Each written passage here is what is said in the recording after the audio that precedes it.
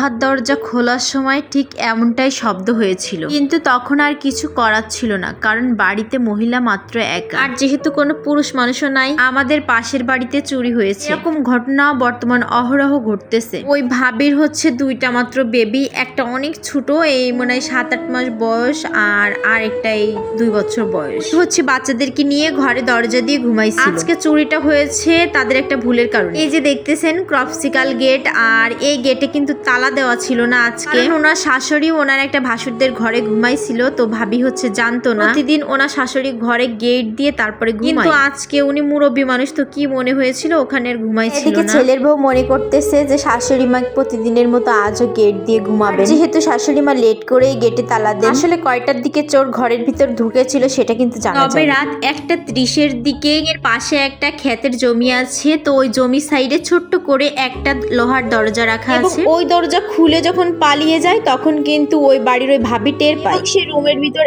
একা, তাই বের হয়েছিল। আর আসি কি কি চুরি হয়েছিল সেটা বলি। বেশি চুরি হয়েছে সোনার গহনা। এক কথায় ভাবির যতটুকু স্বর্ণের গহনা ছিল সবটুকুই নিয়ে গেছে তারা। আর এই গহনাগুলো ভাবি তার শাশুড়ি মায়ের রুমে বাক্সর ভিতর কাপড়ের ভাঁজে ভাঁজে রেখেছে। যেহেতু ওনারা দেশের বাহিরে থাকে, তো দেশে থাকলে তার শাশুড়ির ওখানেই রাখে। তো গোছানো দেখছেন, গোছানো হয়ে গেছে, কিন্তু রাতের বেলা এই কাঁথা কম্বল লেপ সবকিছু একটা একটা করে ঘরের ভিতর ছড়াইছিল। একটা করে মেলে মেলে দেখে তারা গহনাগুলো নিয়ে যায়। বাক্সর উপরে এত বেশি পরিমাণে ক্রোকারিজের আইটেম ছিল, তারা একটা ব্লেন্ডার মেশিন আর একটা প্রেসার কুকার ছাড়া কিচ্ছু নেয়নি।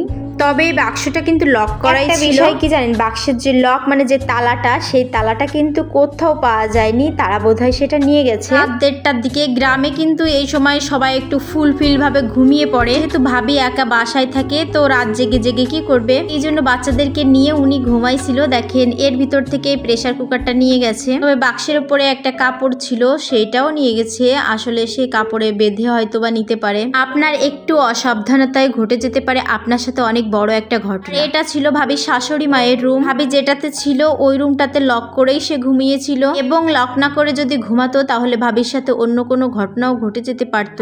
সবাই সাবধানে থাকবেন, আর একটু অসতর্কতা আপনার সারা জীবনের কান্না হতে পারে। কপালে যেটা আছে সেটা তো হবেই, তবে আমাদের সাবধান থাকতে হবে। যাই হোক, ভাবির কপালে ওই গহনাগুলো ছিল না। হাজবেন্ড প্রবাসে থাকে, যেহেতু অনেক গহনা থাকে। ভাবি শুধু উপরের কানে যে কানের দুলটা আর নাক ফুলটা ছাড়া আর বাকি সব গহনাগুলো নিয়ে গেছে তারা। এবার আসেন, এই তো পেছনের দরজা, এই দেখেন এই রুমটা রেখে এই যে পেছনের দরজা, আর ওই দরজাটা যখন খুলছে ভাবির তখন কিন্তু ধড়মুড় করে ঘুম ভেঙে গেছে। আশেপাশের মানুষকে ফোন দিছিল, তারা গেছিল,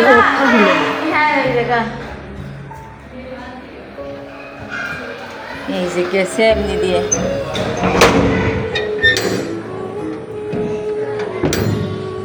এমনি বেরোই চলে গেছে। এই যে